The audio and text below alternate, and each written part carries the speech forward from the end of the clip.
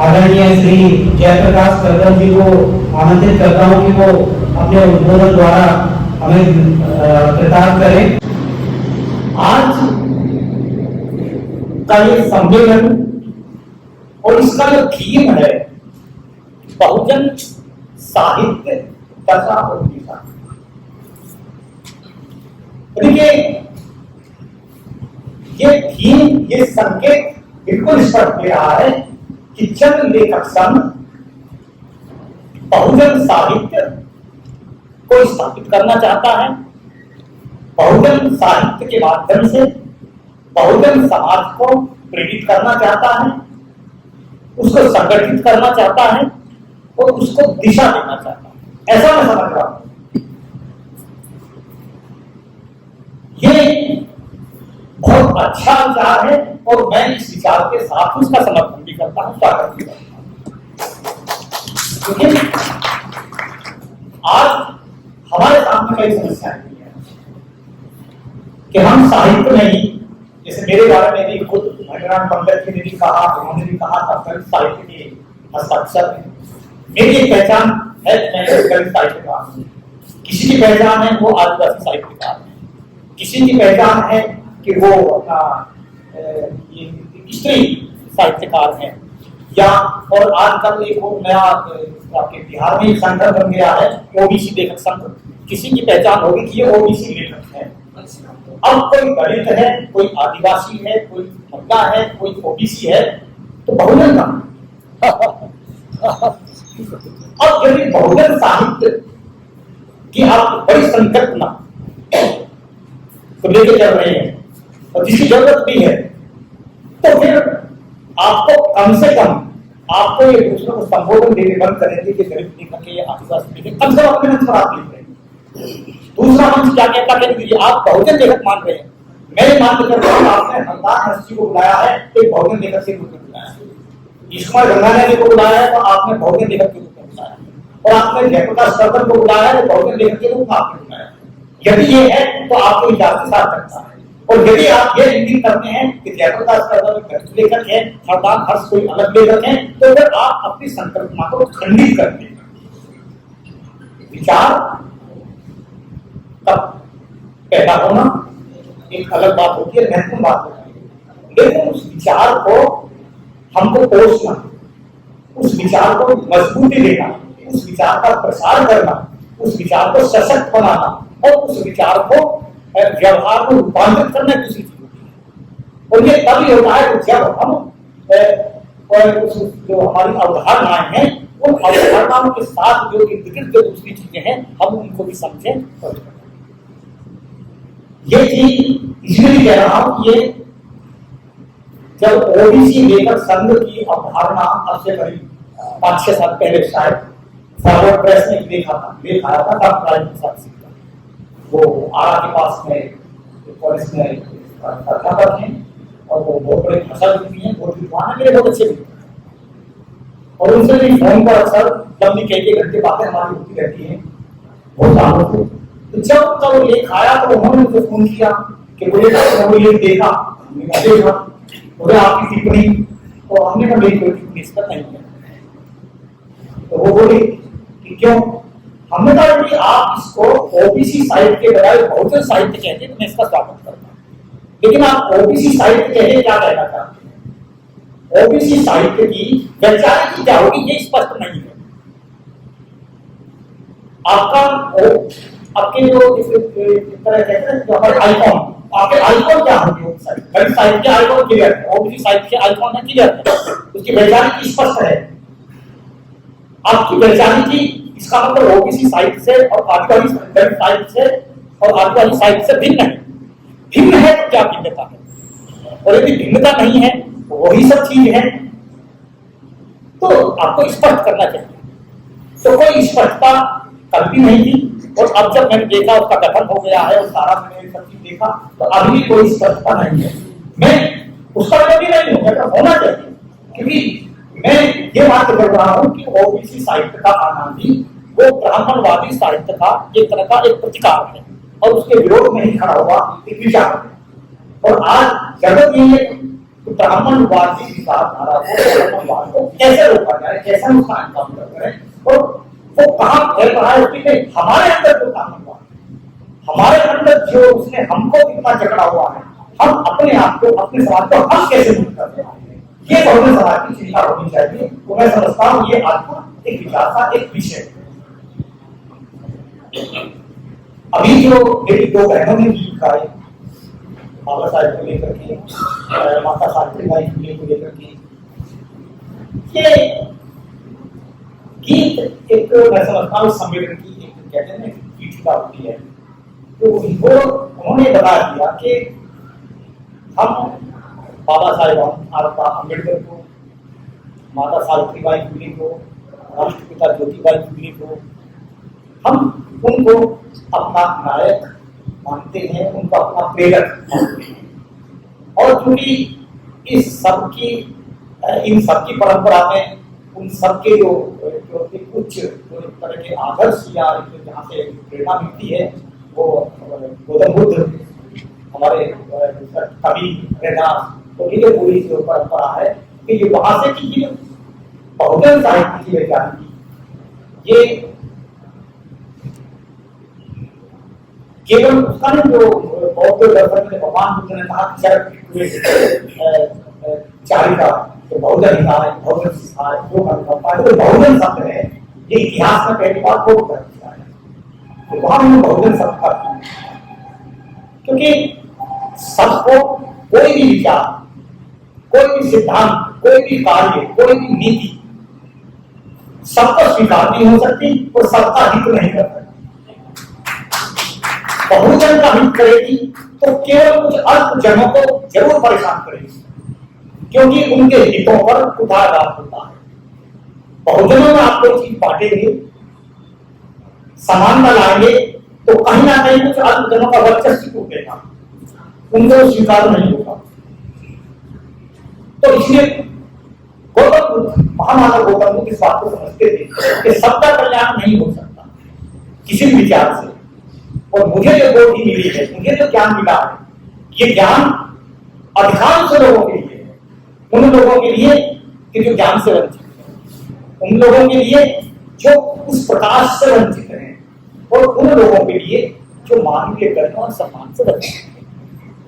इसमें उन्होंने बहुजन कहा। ये बहुजन शब्द बात है जो आया है भारतीय इतिहास में दर्शन में, और फिर बाद में उसको हम आगे देखते हैं कि वो फैलता चला जाता है।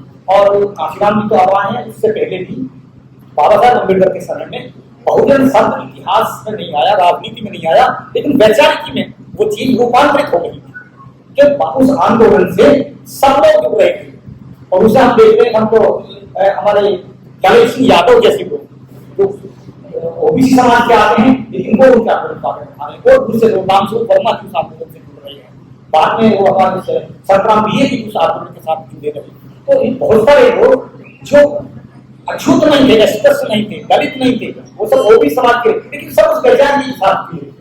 और आज बहुत बड़ा समाज है जो हम देख रहे हैं कि ओबीसी समाज की बहुत सारी जातियां, दलित समाज की बहुत सारी जातियां, आदिवासी जो तक वो लहर जा रही है, बहुत सारे दूर तक लहर जा रही है, कि वो सब कहीं बौद्ध धर्म के माध्यम से, कहीं बाबा साहेब अम्बेडकर के माध्यम से, कहीं वो बाबा ज्योतिबाई फुले, सावित्रीबाई फुले के माध्यम से, अलग अलग नाम कोई भी हो, कहीं पर अलग अलग नाम हो सकते हैं, चाहे वो बिरसा मुंडा के नाम से होगा, तो लेकिन वो वैचारिक की आपस में वो लोग जुड़ रहे हैं, वो एक दूसरे को जोड़ रहे हैं और जोड़ रहे एक आंदोलन का रूप एक समाज में और ब्राह्मणवाद के लिए चुनौती पेश कर रहे हैं।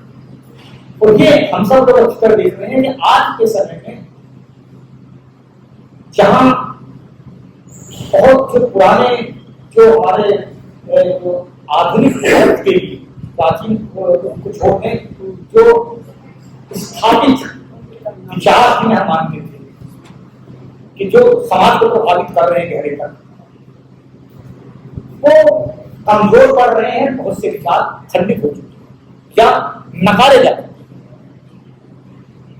गांधीवाद गांधी स्मृति गांधी सभागार में है। गांधी एक अपने आप में बहुत बड़ा विचार रहा, लेकिन आज गांधी लोहिया विचार था बहुत ज्यादा, वो अप्रसाद हो गया। मार्क्सवाद हमारा एक बड़ा 33 साल का विचार होगा, आज मार्क्सवाद की हाथ से चला। आज यदि कोई एक विचार या वैचारिकी है जो ब्राह्मणवाद को चुनौती दे रही है, उसके लिए निरंतर खतरा बनी हुई है, वो केवल बाबा साहेब अम्बेडकर और अम्बेडकर। ये हमसे ज्यादा वो लोग समझ रहे हैं इस चीज को। इसलिए अब देखेंगे किसी विचार पर नहीं, जहां बाबा साहब अम्बेडकर की मूर्तियां भी हैं तो वो मूर्तियां भी बर्दाश्त नहीं है। कहीं उन मूर्तियों को जूतों की माला पहनाई जा रही है, कहीं उनको काली तोड़ी जा रही है, कहीं नाक तोड़ी जा रही है, कहीं चश्मा तोड़ा जा रहा है, कहीं हाथ तोड़ी जा रही है।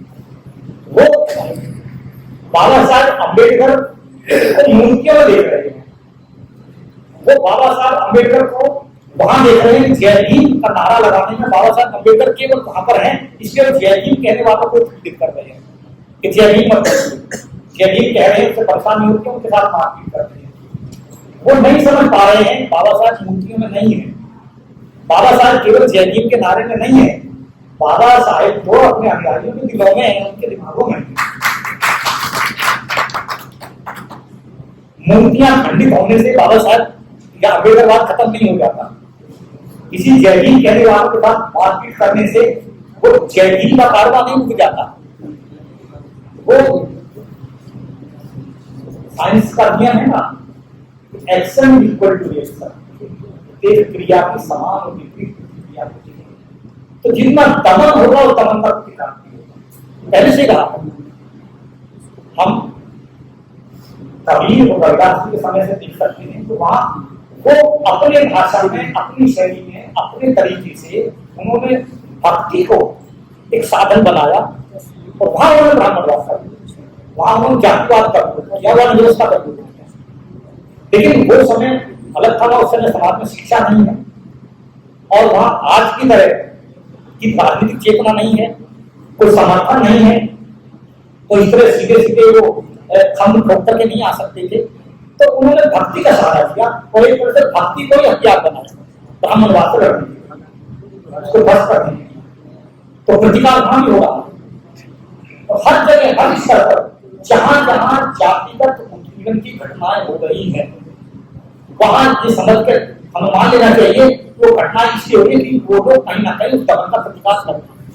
कहीं वो बेगारी भाषा वो तैयार नहीं है स्वीकार करने के लिए, कहीं वो किसी के घर या खेतों में वो काम करने के लिए वो मुंगा की मजदूरी मांग रहे हैं, मजदूरी नहीं मिल रही है, तो इसलिए उनके साथ हो रहा है, वो प्रतिकार कर रहे हैं। चाहे वो आर्थिक शोषण है, चाहे सामाजिक शोषण है, चाहे वो किसी तरह का भी, चाहे वो उनके साथ की जा रही हिंसा है, चाहे अपमान है, कोई इस तरह का है, वो प्रतिकार किसी न किसी रूप में कर रहे हैं, उसको नकार रहे हैं। तभी वरना जो सह रहा है उसके साथ कोई इस तरह की उत्पीड़न की कोई ये घटना नहीं है। तो वो मारते जाए, हम पीटते जाए, वो हम सहते जाए, तो वहां पर शायद समझता चलती रहे। ये उत्पाद कर रहे कि जब कहीं सहना बंद कर देते, कहना शुरू कर देते, तो ये बहुजन साहित्य मैं समझता हूं कि ये कहने का साहित्य होना चाहिए और सहने की जो परंपरा है उन सहने वालों को हम कहने वाला बनाए, ये हमारे साहित्य के साथ करता है। और हम दूसरे समाज को जो गैर लोग उनको भी ये संदेश दें, वो संदेश केवल गाली के रूप में नहीं जाता, वो संदेश किसी सीधे सीधे ये नहीं आता हम तुम्हें ठोक देंगे, मार देंगे, ये कर देंगे, उस तरह की सत्ता नहीं। हम अपने वैज्ञानिकता की बात करें, हम ये संदेश उनको दें कि आप जो रास्ता अपना रहे हैं दमन के द्वारा आप नहीं दबा सकते। आपको समझना पड़ेगा कि बहुजनों की भी मानवीय गरिमा है, वो भी मनुष्य है, आपको समझना पड़ेगा। हमको अपने साहित्य के द्वारा यही समझना। मैं यहाँ एक छोटा सा जिक्र करूंगा कि जब भी हमारे यहाँ दलित साहित्य पर बात होती है तो उस पर बहुत से नब्बे के दशक से बराबर सेमिनारों में चीजों को सुनते सुनाते आ रहे हैं, ब्लैक लिटरेचर का जिक्र कर दिया जाता है। पहले तो दलित साहित्य को खारिज करने के लिए वो मराठी के साहित्य का जिक्र आता था, हिंदी में तो नहीं, मराठी में। अब जब ये भी स्थापित होता जा रहा है सब जगह, तो वो ब्लैक का क्योंकि उस लिटरेचर में, उस समाज में, अमेरिकन समाज में वहाँ वर्ण व्यवस्था नहीं है, जाति व्यवस्था नहीं है, तो वहाँ क्योंकि यहाँ सीधा गणित साहित्य का या बहुजन साहित्य का ये सीधा जो नकार है वो वर्ण व्यवस्था का नकार है, जातिवाद का नकार है, तो वो इसको डाइल्यूट करने के लिए वो ब्लैक लिटरेचर का कि देखो वहाँ उन्होंने इस तरह का किया। मैं ये बताना चाहता हूँ कि ब्लैक लिटरेचर को जिन लोगों ने पढ़ा है देखा होगा, तो फ्रेडरिक डगलस से लेकर के और को लेकर के या को है ना, या टॉनी मॉरिसन सबसे लेटेस्ट नोबेल प्राइज मिला, तो थोड़ा थोड़ा मैंने भी पढ़ा है, उनकी आपकी कथाएं पढ़ी है, उनकी पोएट्री पढ़ी है, तो एक चीज मेरी समझ में आई है तो वहाँ ब्लैक लोगों के साथ में बहुत तरह के अमानवीय अत्याचार, पार्शियल कितना हो सकता है उतना, कि उनके पैरों में भी जंजीरें वो तो ताल करके रखा जाता था, सब कुछ, और उनके साथ कोड़ों से जो मतलब जितना अमानवीयता हो सकती है वो उनके साथ होती थी, लेकिन उनके साथ अनटचेबिलिटी का व्यवहार नहीं था। दूसरा चीज ये कि वहां के धर्म में, वहां की धार्मिक संस्थाओं में, धार्मिक स्थलों में उनको भगाया नहीं, उनका बहिष्कार नहीं। हमारे यहाँ की तरह हमारे यहाँ मंदिरों में बहिष्कार या का मंदिर में प्रवेश नहीं कर सकते, क्या लेकिन ब्लैक के साथ ये नहीं हुआ, बल्कि बहुत से गोरे लोग जिनके घरों में वो ब्लैक लोग काम करते हुए वो अपने साथ सर लेके उनको साथ चर्च ले जाते थे लोगों को, और वो चर्च का अपने साथ करते थे। दूसरा चीज, वहां के उन धार्मिक संस्थाओं में बहुत सारे उन ब्लैक लोगों को जो पढ़ना चाहते थे उनको पढ़ने में मदद की, उनको स्कूलों में दाखिला देने के लिए फीस तक उन्होंने दी। मैंने ये पढ़ा केट ब्रनबूल क्या कहती है इस रेबल स्टोरी में, वो कहती है कि वो जब स्कूल के कहती मैं गई पहली बार, तो उसके एक हाथ में कहते मेरे पास बाइबल थी और एक हाथ में मेरे पास फीस के पैसे थे जो मुझे चर्च से मिले। कुछ लोग इसको ये कह सकते हैं, तो इसके माध्यम से उन लोगों में वो अपने ईसाइयों का प्रचार करते हैं। हो सकता है अपने धर्म का प्रचार वो भी कर रहे थे, हर धर्म अपने प्रचार करता है, वो भी कर रहे थे, लेकिन वो उनको बहिष्कृत नहीं कर रहे थे, वो अपने से जोड़ रहे थे, उनको आगे बढ़ने की प्रेरणा दे रहे थे। दूसरा चीज जो हमारे यहाँ पे है तो समाज को समझनी पड़ेगी, और जो हमें अपने साहित्य के माध्यम से समझाना पड़ेगा कि हम देखेंगे जब तक वहां दास व्यवस्था रही अमेरिका में, तब तक वहां उतना वैज्ञानिक विकास नहीं हुआ, उतना आर्थिक विकास नहीं हुआ जितना दास प्रथा के टूटने के बाद। क्योंकि दास प्रथा के टूटने के बाद में वो जो ब्लैक लोग थे उनको भी आगे बढ़ने के अवसर मिले, उनको भी शिक्षा का अवसर मिला, वो शिक्षा में आए, और फिर उन्होंने कहना मैं चाहता हूं उन गोरे लोगों ने उन ब्लैक लोगों को स्पेस दिया, उनका स्पेस हमारे यहाँ में छीना नहीं, और जो लोग स्पेस छीन रहे थे वो वहां के उदारवादी गोरे लोग अपने ही गोरे लोगों के साथ लड़े उन ब्लैक के पक्ष में। हमारे यहाँ ऐसा नहीं होता। हमारे यहाँ अभी भी आज की तारीख में भी यदि दलितों पर, आदिवासियों पर या और किसी ओबीसी समुदाय पर कहीं कोई जातिगत या उत्पीड़न होता है, कोई तरह घटनाएं होती हैं, तो कुछ उदारवादी लोग ये तो कहते हैं हाँ गलत हुआ, कुछ लोग कहते हैं अरे बड़े सिलसिले लोगों के काम है, ये गैर सामाजिक लोगों का काम है, लेकिन वो आपके सजातीय हैं, अपने सजातों की आप ना भर्त्सना करते हैं, ना अपने पुत्र बोलते हैं, ना कोई धार्मिक नेता बोलता है, ना कोई धार्मिक नेता बोलता है, ना कोई सामाजिक। ये जो हमारे यहाँ ये जो इस तरह का इसे छलन मानववाद कह सकते हैं, इसको क्या कह सकते हैं, इसको ये एक तरह का हिपोक्रेसी है कि हम सहानुभूति दिखाएंगे कि अच्छा नहीं हो रहा है, देखो बेचारों के साथ क्या हो रहा है, लेकिन जो कर रहे हैं उनके साथ वो हिंसा और दमन की कार्रवाई, कि वो हमारे अपने जाति के हैं, हमारे परिवार के हैं, हमारे अपने हैं, हमारे गांव के हैं, समाज के रिश्तेदार कोई भी हैं, उनके खिलाफ एक शब्द हम नहीं बोलेंगे। मुझे याद है 1970 के दशक में इंदौर के थे डॉक्टर प्रभाकर माछी, हिंदी के टुकड़े लिख रहे हैं, उन्होंने अपने लेख में मराठी का साहित्य पर वो लिखा, और उन्होंने यही जो यहाँ के जो सवर्ण समाज है उसके इस सहानुभूति को लेकर उन्होंने कहा कि ये एक केवल झूठी सहानुभूति है। और एक, क्योंकि जब तक आप अपने उन लोगों के साथ नहीं लड़ेंगे, जब तक आप उनके साथ खड़े नहीं होंगे जिनको आप कह रहे हैं कि मैंने अमानवीय व्यवहार किया है और आप हमारे साथ खड़े हैं। दलितों को उत्तराखंड में आज दलित यदि दिल्ली में जंतर मंतर पर कोई धरना देते हैं, प्रदर्शन करते हैं, तो कई दूसरे समुदाय के लोग भी समर्थन में कैंडल मार्च में शामिल हो जाते हैं। ये बहुत सामान्य है, लेकिन वो हमारे साथ तो यहाँ खड़े हैं, उनके विरोध क्यों नहीं खड़े होते जहां जरूरत है? हम तो अपना विरोध कर रहे हैं, हम तो अपना प्रतिकार अपने तरीके से कर रहे हैं, हमारे प्रतिकार में शामिल होना अच्छी बात है, हम स्वागत कर रहे हैं, लेकिन आपकी जरूरत यहाँ से ज्यादा आपकी भूमिका वहां है जहां आपका समाज है जो कर रहा है, आप उनके खिलाफ वहां जा खड़े हो, वहां उनको रोके, वहां उनकी भर्सना करें, वहां उनको लानत भेजें।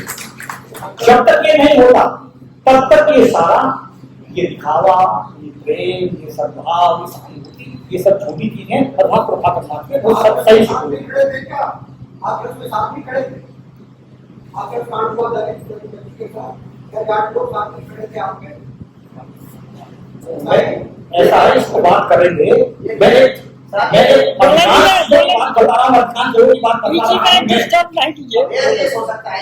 कौन कितना खड़ा है वो सब जो कर रहे हैं अच्छा करेंगे, हम पहले ही कह रहे हैं, हम उन चीजों का स्वागत करेंगे, उनसे समाज बदलेगा।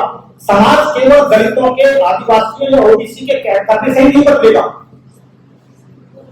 समाज पानी ऊपर का केवल लड़ते रहिए, दलित विरोध करते रहें, लिखते रहें, करते रहें, सब नहीं बदलेगा जब तक कि वो अपने आप को नहीं बदलेगा। और वो तभी बदलेगा जो अपने लोगों के खिलाफ क्या करेगा।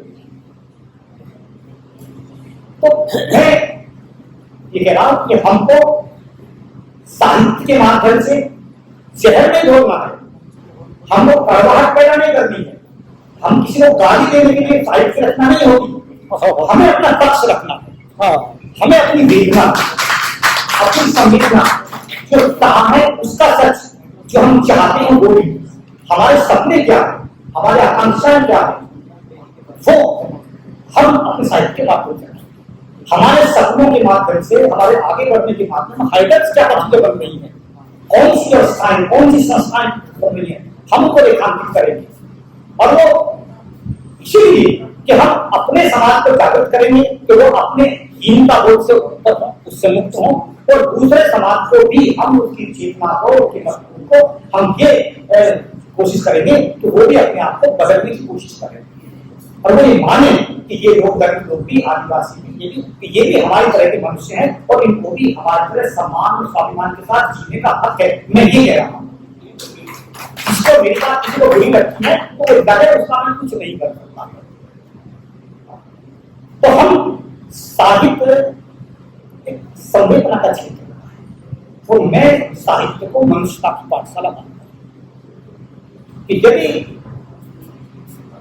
हम ये नारों का जगह नहीं है, राजनीति का अखाड़ा नहीं है साहित्य, हम समाज को मानवीय बनाना चाहते हैं, और जहां जहां अमानवीयताएं हैं वहां वो अमानवीयताओं का हम उनका तरह का एक उनका शमन करना चाहते हैं, उनका दमन करना चाहते हैं, उनको नष्ट करना चाहते हैं, समाज को समानता या असमानता मुक्त करना चाहते हैं। इसमें समय लगेगा, कोई किसी के हाथ में जादू की छड़ी नहीं है कि देखे 2 साल में, 10 साल में या 30 साल में भी खत्म हो जाएगा। हजारों साल की परंपरा है, इसको खत्म होते होते भी 1000 नहीं तो सैकड़ों साल तो लगेगा, लेकिन प्रक्रिया जारी रहनी चाहिए। और अब क्योंकि समय बदला है तो अब प्रक्रिया थोड़ी तेज होनी चाहिए। तो ये इस तरह के सम्मेलन जब भी होते हैं, ये एक अवसर देते हैं हमको विचार करना कि हम सब लोग सोचें, अपनी अपनी भूमिका के बारे में सोचें, हम क्या कर रहे हैं, क्या कर सकते हैं, लेखक वर्ग है वो अपनी भूमिका को और अपनी सामूहिक भूमिका को कि हमारी सामूहिक भूमिका क्या है, हम उस रूप में भी हम क्या कर रहे हैं। दूसरा कि हम जो वरिष्ठ लेखक हैं, ये उनके ऊपर भी जिम्मेदारी होती है कि युवा लेखक है वो लिख रहे हैं। यदि लगता है युवाओं के पास स्वाभाविक आक्रोश जाता है, आक्रोश में कई बार कोई गलत भी नहीं, तो उस युवोचित आक्रोश को हम छिड़के नहीं, दबाए नहीं, बल्कि उनको हम उनका मार्गदर्शन करें कि कैसे वो अपनी ऊर्जा को, अपनी चेतना को कैसे रचनात्मक रूप में कैसे ढालकर अपने उस आक्रोश को कैसे अपनी संयत भाषा में कैसे वो ला सकते हैं। वो आक्रोश रहे, वो रहना चाहिए। वो अंदर की आग है, वो रहनी चाहिए। आग खत्म होगी काफी मर गया, वो आग है जो हमको क्या इकट्ठा कर रही है। ये जो लोग आए हैं सबके अंदर एक आग है कुछ ना कुछ। ये नहीं होती तो कौन क्यों आता है गर्मी में, भीषण गर्मी में अपने घर में करके इतनी दूर से कोई नहीं आता। तो उनके आक्रोश को हम नकारे नहीं, लेकिन उसके आक्रोश को एक दिशा देने की कोशिश करें। उस आक्रोश का कैसे रचनात्मक उपयोग हो सकता है, वो कैसे हम आगे आने वाली पीढ़ियां हम तैयार कर सकती हैं कि ताकि ये कारवा आगे चले।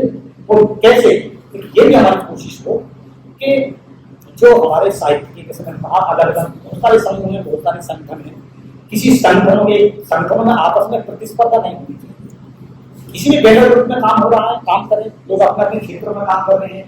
इतने बड़े बड़े राज्य हैं, इतना बड़ा देश है, तो एक ही संगठन के अंतर्गत सब लोग नहीं भी हो सकते हैं। अलग अलग संगठन में कोई बात नहीं है, लेकिन आपस में तालमेल होना चाहिए। ये मैं आपको छोटा सा उदाहरण दे रहा हूँ। मैं मॉरिशस में रहा था, वहाँ देखा तो वहाँ करीब 28-29 सोशो कल्चरल ऑर्गेनाइजेशन अलग अलग धार्मिक समूहों के हैं, अलग अलग अब जो अपने जो भाग के लोगों के भी हैं, वो भी बहुत सारे संगठन हैं। और उनके वैचारिक ताबी सबकी अलग अलग है। कोई आर्य समाज का है, कोई सनातन धर्म का है, कोई आर्य समाज के का है, कोई आंध्रा वालों की सोसाइटी का है, कोई उर्दू फेडरेशन का है, कोई हिंदी संघ है। मतलब इतने तरह के अलग अलग तरह के हैं, उनकी वैचारिक सबकी अलग अलग है। लेकिन वे आपस में जब भी कोई आयोजन करते हैं, उस आयोजन से पहले जो अपनी तैयारी करते हैं, उसमें सभी संगठनों के प्रतिनिधि बुलाए जाते हैं। सभी संगठनों के प्रतिनिधि आते हैं, वे सब अपने अपने संगठनों की ओर से जो संभव होता है सब सहयोग करते हैं, सब उसमें मिलते हैं, अपने अपने संगठन लेकर चलते हैं। लेकिन जब भी किसी भी संगठन का आयोजन हो तो वो सारे एक ये होना चाहिए कि हम संगठन कोई भी है आपस में हम दूरी ना बनाएं। वो हमारा प्रतिस्पर्धी नहीं है, हम एक दूसरे को सहयोगी की तरह मानकर चलें कि ये हमारा सहयोगी है, हम आपस में सहयोग करेंगे। आज जन लेखक संघ है, कल को दलित लेखक संघ होगा, कल को अम्बेडकरवादी लेखक संघ होगा, कोई अम्बेडकर लेखक मंच होगा, कोई हमारा दूसरा मंच होगा। बहुत सारे संगठन हमारे ऊपर देश भर में फैले हुए हैं। तो जब भी करें ये नहीं कहते तो उनका है हमारा नहीं है, सबका है। हम कोशिश हो, मैं आपसे भी चाहूंगा कि जब भी करें सबको छोड़ने की कोशिश करें। जो भी कितने भी आते हैं वो दूसरे लोगों से उनसे भी कहते हैं, सब कहते हैं कि सब छोड़ने की कोशिश करें। तभी बहुजन संकल्प जो है तभी अवधारणा तब आगे बढ़ेगी। वरना हम अपने डरबों में सीमित रह जाएंगे तो हम तो इतने दूर तक हम कर पाएंगे, हमें जुड़कर करना होगा। मुझे खुशी है कि ये सम्मेलन ये ऐसे समय में हो रहा है जब देश में कई तरह की सामाजिक है, सांस्कृतिक और ऐसे समय में जब भी कोई समय होता है ऐसे में विचारकों की साहित्यिकों की भूमिका महत्वपूर्ण है, उनकी जिम्मेदारी ये जिम्मेदारी का एहसास हम लोगों को कि हमारी जिम्मेदारी अब बढ़ रही है कि हम कैसे समाज को दिग्भ्रमित होने से रोकें, कैसे समाज को विचलित होने से रोकें, कैसे समाज को भटकने से रोकें और कैसे समाज को हम अलग अलग जो दबाव और तनाव है उनसे कैसे निजात, समाज को बचाना, व्यक्ति को बचाना, यही सब मैं उसको सम्मेलन में बोलता अपने विचार साझा करने के लिए दिल से आभार करता हूँ और विशेष रूप से जन लेखक संघ के सभी पदाधिकारियों की आभार हूँ। और आप सब लोगों ने इस घड़ी के साथ मुझे सुना या बर्दाश्त किया, जैसा भी है उस सब के लिए आप सब लोग बहुत। हमारे चैनल बहुजन दस्तक को लाइक, शेयर, सब्सक्राइब देखना मत भूलिएगा। जय भीम, जय भारत, जय संविधान, नमो बुद्धाय। धन्यवाद। चैनल आर्थिक समस्या से गुजर रहा है। अगर आप बहुजन समाज में बाबा साहेब अम्बेडकर और तथागत बुद्ध की विचारधारा को अधिक से अधिक लोगों तक पहुंचाना चाहते हैं तो हमें आर्थिक सहयोग प्रदान करें ताकि हम अपने चैनल के माध्यम से देश विदेश में समता, बंधुता, एकता और संवैधानिक अधिकारों को ज्यादा से ज्यादा लोगों तक पहुंचा सकें। आप अपनी सहायता राशि नीचे लिखे खाते में जमा करा सकते हैं। खाता धारक गौतम रत्ना, खाता संख्या 69576865 IFSC कोड SBIN 0060336 बैंक भारतीय स्टेट बैंक। आप हमारे बैंक खाते का विवरण स्क्रीन पर भी देख सकते हैं। जय भीम जय भीम। मैं गौतम रत्ना आपका बहुजन फिल्म प्रोडक्शन में स्वागत करता हूं और आप हमारे प्रोडक्शन हाउस के अंदर अपना कैरियर बना सकते हैं as a film director, as a producer and actor and actress and editor and cinematographer also. अगर आपको फिल्म से रिलेटेड कुछ भी प्रोजेक्ट आपको बनवाना है तो हमारे पास में पूरा सेटअप है जिसमें फिल्म कैमरा है, शूटिंग लाइट्स है और एडिटिंग है। सारा A to Z एक ही जगह पर आपको हमारे यहाँ पर मिल जाएगा। तो दोस्तों आप हमें कांटेक्ट कर सकते हैं हमारे नंबर्स पर 9810085714 और 8510005714। हमारे वेबसाइट पे विजिट कर सकते हैं www.filmserviceindia.com और हमें मेल भी कर सकते हैं gautamfilmsproduction@gmail.com पर। धन्यवाद।